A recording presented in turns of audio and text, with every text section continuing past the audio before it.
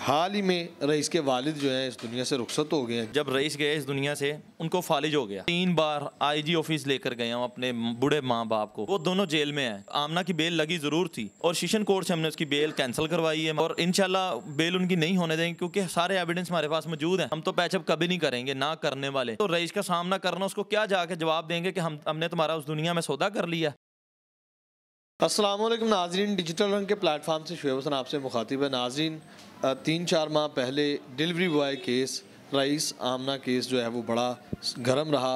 आप सब उसके बारे में जानते हैं। हाल ही में रईस के वालिद जो हैं इस दुनिया से रुखसत हो गए हैं। जवान बेटे की मौत का सदमा बर्दाश्त करना मुश्किल तरीन काम है। रईस का बड़ा भाई हमारे साथ मौजूद है, उनसे जानते हैं कि अब तक ये केस कहाँ तक पहुँचा है। अस्सलाम वालेकुम। वालेकुम सलाम भाई।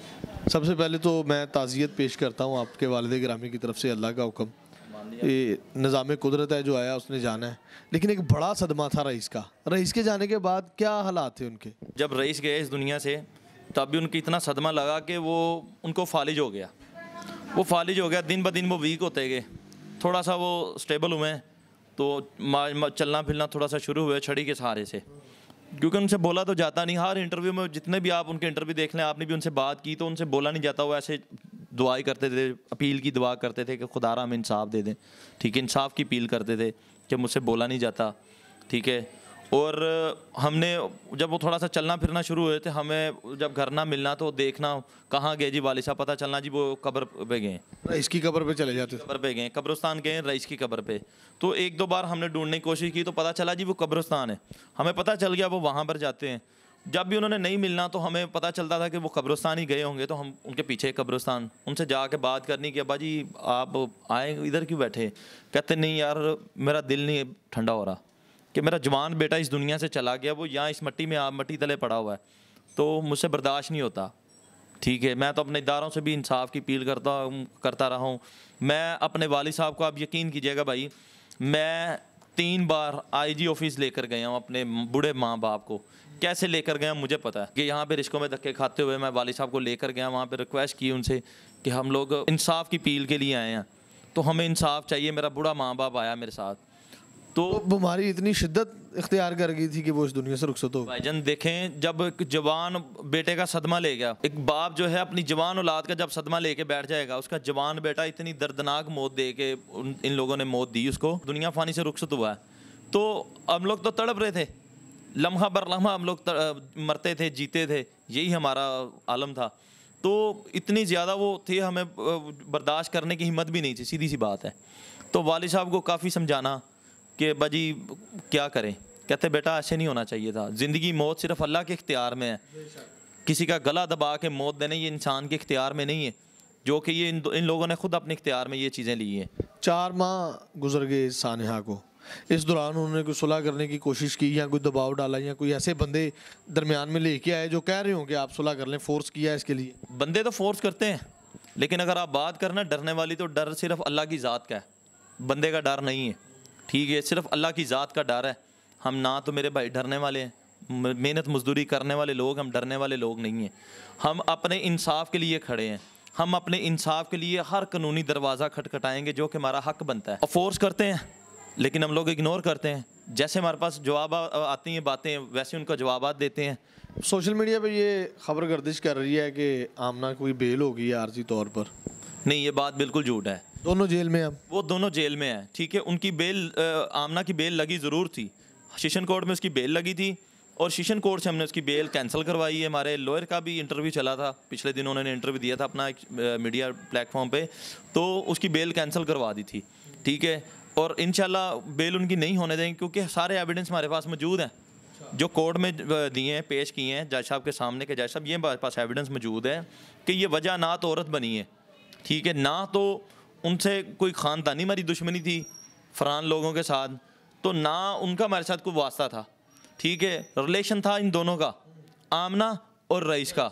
ठीक है, इन दोनों का रिलेशन था। जब ये घर पकड़ी गई है, सारा इसने मलबा जो ना मुद्दा वो रईस के ऊपर डाल दिया कि मैं तो इसको जानती नहीं है, मुझे ऐसा कर रहा, ट्रैप कर रहा था, ये कर रहा था, वो कर रहा था। वो जब सारी बातें खुली पुलिस के सामने, अब इदारे, पुलिस वो भी इदारा है हमारा, ठीक है। उन्होंने जब इंटेरोगेट करने के बाद उन्होंने भी अपनी स्टेटमेंट जारी की, जो इंचार्ज इन्वेस्टिगेशन राना सुहेल साहब थे, तो उसमें भी उन्होंने यही जिक्र किया कि इनका जो है ना 7 माह से रिलेशन था और बड़े कंफर्टेबल जोन में था, बड़े फिजिकली रिलेशन था इनका। तो बाकी की मजीद इस तरह की हमारे पास कुछ शवाहिद मौजूद है जो हम लोग मीडिया के सामने नहीं शेयर कर सकते, ठीक है। ये आपसे भी उन्होंने यही बात की थी, मैंने आपका इंटरव्यू सुना था। तो अब यहाँ से अंदाज़ा लगाएं कि जो एविडेंस मौजूद हैं वो कहाँ लेके जाएंगे, ठीक है। अब ना तो मेरे भाई इनकी बेल होगी, ना इनकी बेल अल्लाह के फजल से होने देंगे। दूसरी बात, आपने एक पिछले दिनों वाक़या देखा, आपने भी की, उसकी रिकवरीज की है, जो सानिया गुजरा वाला हुआ है, ठीक है। वहाँ पे 13 साल बच्चा था, उसको जिंदा जला दिया गया, मारने के बाद उसको भी जला दिया गया, ठीक है। फसलों में जा के उसको वो कह रहा मैंने यूँ करके वो जला दिया, उसकी तो बेचारे की हड्डियाँ मिली। जो हमारा रईस था ये भी जला हुआ था, 95% इसकी बॉडी जली हुई थी। पोस्टमार्टम की रिपोर्ट के ऊपर ये चीज़ मेंशन है कि 95% बॉडी जल चुकी थी। अब 5% क्या थी आप अंदाज़ा लगाएं, ठीक है। लेकिन बहुत से लोगों ने ये सवाल किए कि अगर 95% जल गई तो आपने इसको कैसे पहचाना।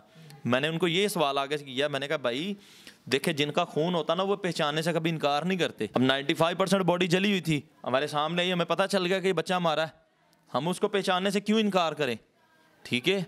अब दूसरी बात आ जाती है कि आप कहते हैं पैचअप की बात, हम तो पैचअप कभी नहीं करेंगे, ना करने वाले, क्योंकि हमने भी कल को इस दुनिया से जाना है। जब जाना है तो रईस का सामना करना, उसको क्या जाके जवाब देंगे कि हमने तुम्हारा उस दुनिया में सौदा कर लिया।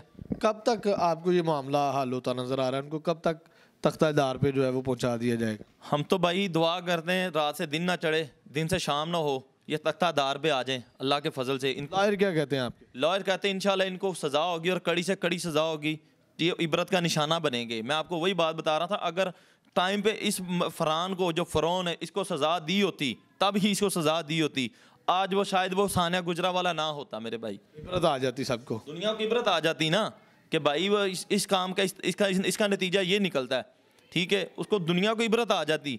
आपके वालिद जो हैं ये सदमा बर्दाश्त ना कर सके, इस दुनिया से चल गए। आपकी वालदा की क्या हालत है?